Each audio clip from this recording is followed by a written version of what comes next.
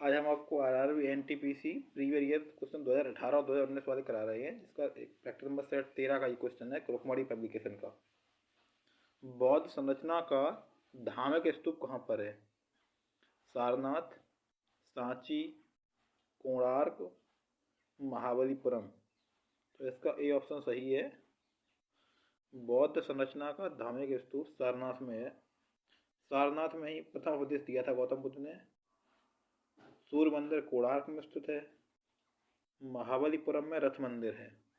Question number 2, 1971 में स्वतंत्रता की घोषणा के बाद बांग्लादेश के प्रथम प्रधानमंत्री कौन बने थे? Number 1 Tajuddin Ahmad, number B Sheikh Mujibur Rahman, number C Mansur Ali, number D Khaleda Zia. इसका सही आंसर है ताजुद्दीन अहमद, ऑप्शन ए। ताजुद्दीन अहमद 1971 में स्वतंत्रता की घोषणा के बाद बांग्लादेश के प्रथम प्रधानमंत्री बने थे। 3 दिसंबर से 16 दिसंबर के बीच भारत पाकिस्तान युद्ध के बीच बांग्लादेश को लेकर के भी हुआ था।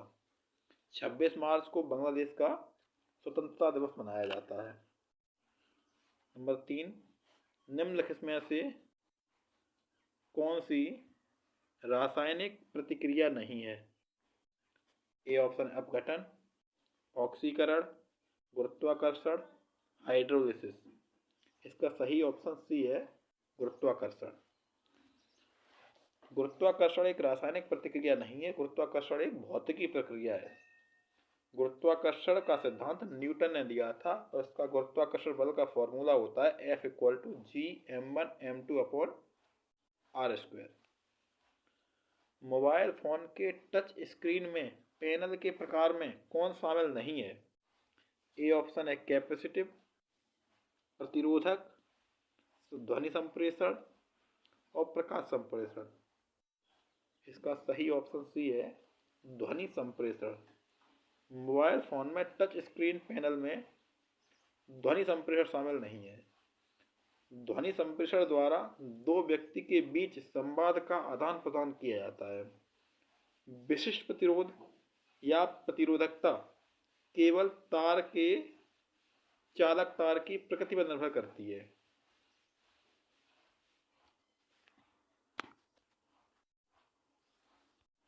नेक्स्ट क्वेश्चन है, भीमबेटका से प्राप्त प्रमुख ऐतिहासिक स्रोत क्या है? ऑप्शन ए चट्टान के आश्रय एवं चित्रकारी, बी ऑप्शन पांडवों के राजभवन के अवशेष, सी ऑप्शन है भीम के प्रतिरूप गड़ी पहाड़ी की मुखाकृति, और डी ऑप्शन है दीवार पर शिकार के दृश्यों की जानकारी। इसका ए ऑप्शन सही है चट्टान के आश्रय एवं चित्रकारी। भीमबेटका से प्राप्त जो प्रमुख ऐतिहासिक स्रोत चट्टान के आश्रय चित्रकारियां हैं, भीमबेटका और आदमगढ़ से शैल चित्रकारी मिला है। भीमबेटका और आदमगढ़ पुरापाषाण काल का एक स्थल है। यहाँ से प्राप्त शैल चित्रकारियों मुख्यतः शिकार का चित्रण मिलता है। क्वेश्चन नंबर 6, प्राचीन भारत में किस काल में गिल्डों, कृषि के नए तरीकों, नगरों और व्यापार मार्ग पाए गए थे? ऑप्शन ए मौर्य काल, कुषाण काल, राष्ट्रकूट और गुप्त काल। इसका सही आंसर है डी गुप्त काल में प्राचीन भारत में गिल्डों और कृषि के नए तरीकों और नए व्यापार मार्ग पाए गए थे। गुप्त काल को कला एवं संस्कृति दृष्टि से प्राचीन भारत का स्वर्ण काल भी माना जाता है। गुप्त काल में सर्वाधिक मात्रा में सोने के सिक्के जारी किए गए थे। क्वेश्चन नंबर नेक्स्ट, सविनय अवज्ञा आंदोलन भारत में सफल क्यों हुआ था? ए ऑप्शन है आंदोलन में अधिक महिलाएं स्वराज के लिए अंग्रेजों के खिलाफ लड़ी थी। दूसरा ऑप्शन द्वितीय विश्व युद्ध के बाद सत्ता सौंपने के लिए अंग्रेजों की उत्सुकता। सी ऑप्शन आज़ाद हिंद फौज और रॉयल इंडियन नेवी का समर्थन। ऑप्शन डी विपक्षी दलों का समर्थन हासिल नहीं करने के लिए अंग्रेजों का दृढ़ विश्वास। इसका सही आंसर है ऑप्शन ए आंदोलन में अधिक महिलाएं स्वराज के लिए अंग्रेजों के खिलाफ लड़ी थी। 6 अप्रैल 1930 ईस्वी को सविनय अवज्ञा आंदोलन प्रारंभ हुआ था, जिसमें नमक कानून तोड़कर सत्याग्रह प्रारंभ हुआ था। दांडी नवसारी जिला में स्थित तटीय गांव है। 12 मार्च 1930 ईस्वी को गांधी जी अपने 78 सहयोगियों के साथ साबरमती से दांडी के लिए प्रस्थान किए थे। 7 मार्च 1931 को गांधी इरविन समझौता हुआ था। इसे दिल्ली समझौता भी कहा जाता है। दिल्ली समझौता के द्वारा सविनय अवज्ञा आंदोलन स्थगित किया गया था। नेक्स्ट क्वेश्चन है, जब एक घाटी बनती है तब नदी के द्वारा किस दिशा में कठोर चट्टान का कटाव होता है? ऑप्शन ए नीचे की ओर, ऑप्शन बी पीछे की ओर, ऑप्शन सी है विभांग के पास, और ऑप्शन डी है नर्म चट्टान से दूर। इसका सही आंसर है ऑप्शन बी पीछे की ओर। इसका सही आंसर ऑप्शन बी है पीछे की ओर। बार बार आने वाले चक्रवातों का न होना विशेष लक्षण है। जब एक घाटी बनती है तब नदी के द्वारा पीछे की ओर कठोर चट्टान का कटाव होता है। जब नदी पर्वत पहाड़ से उतरती है तो मैदानी भाग में अधिक प्रदर्शन करती है। नदी मार्ग में कठोर चट्टानों का अवरोध होता है तो उसे कठोर चट्टानों के ऊपर से पुनः होकर नीचे उतरती है, जिससे झरना या जलप्रपात का निर्माण होता है। पर्वत या पहाड़ से मैदानी भाग में उतरने के क्रम में नदी वी आकार की घाटी का निर्माण करती है। बड़ी नदियों के जलग्रहण क्षेत्र को नदी द्रोण कहा जाता है।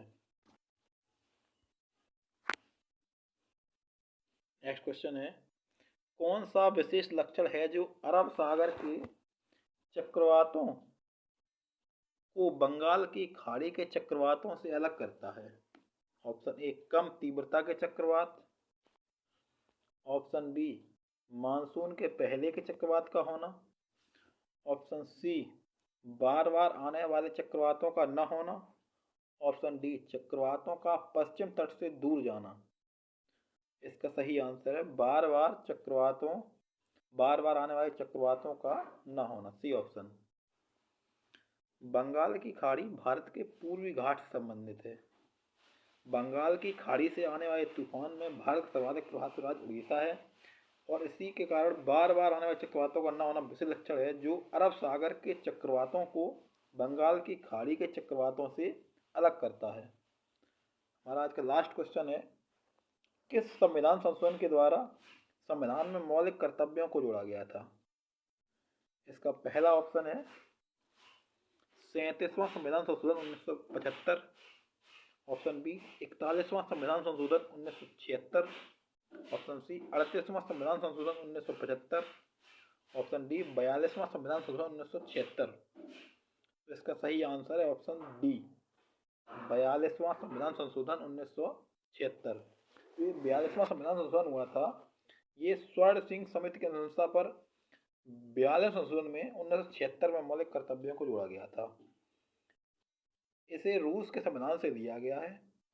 इसे संविधान के भाग 4 का में अनुच्छेद 51 का के तहत मूल कर्तव्यों को रखा गया है।